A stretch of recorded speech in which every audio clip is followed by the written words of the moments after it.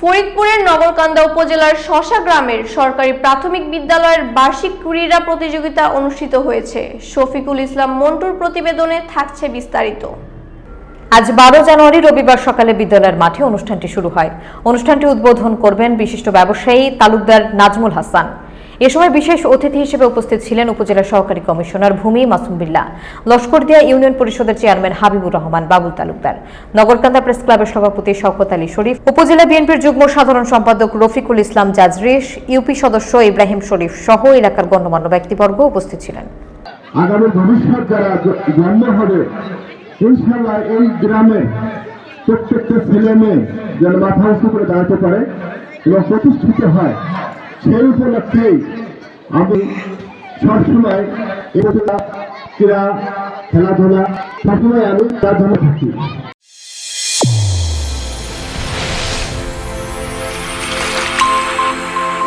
Channel A1 হৃদয়ের স্পন্দন।